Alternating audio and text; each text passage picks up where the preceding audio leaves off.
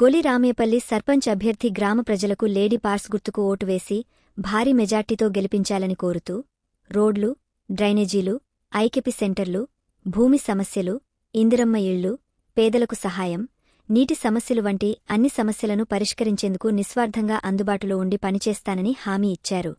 ఈ కార్యక్రమంలో నునుగొండ వెంకటమ్మ, సుజాత, లావణ్య, తిరుపతి, లక్ష్మి, వీరయ్య తదితరులు పాల్గొన్నారు.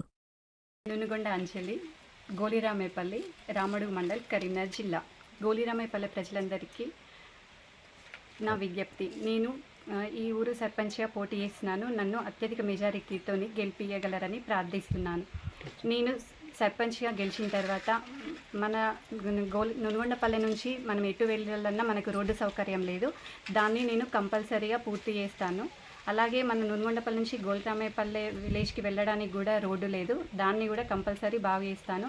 అలాగే గోలిరామేపల్లె నుంచి కూడా మనం కరీంనగర్కి వెళ్ళడానికి కానీ వివిధ ప్రాంతాలకు వెళ్ళడానికి కానీ బస్సు సౌకర్యం లేదు.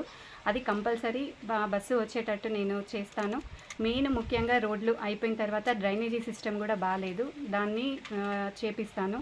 అలాగే పిల్లల ఎడ్యుకేషన్ పరంగా అది మెయిన్ ప్రాముఖ్యతగా తీసుకొని నేను ముందుకు అడుగు వేస్తాను.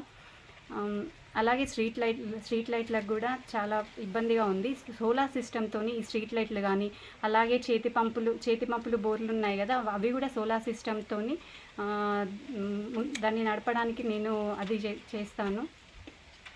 అందుకొరకే నన్ను ఈ ఊరి గ్రామ సర్పంచ్గా అత్యధిక మెజారిటీతో గెలిపియగలరు. పర్సు గుర్తుకే ఓటు వేయండి. 24 అవర్స్ మీకు అందుబాటులో ఉంటాను, ఇక్కడే ఉంటాను. నన్ను గెలిపివ్వగలరు. అదే మన ఊర్లో ఇందిరమ్మ ఇల్లు ఎవరికైతే ఇల్లు లేదో వారికి కంపల్సరీగా ఇందిరమ్మ ఇల్లు వచ్చేటట్టు చేస్తాను. పింఛన్ ఎవరికైతే పింఛన్ ఇంకా రాని వాళ్ళు ఉంటారో, అర్హులు ఎవరు ఉంటారో వాళ్లకు పింఛన్ రావడానికి కంపల్సరీగా నా వంతు పోరాటం చేస్తాను. ప్రతి ఒక్క సమస్యను నా సమస్యగా భావించి పరిష్కరిస్తాను.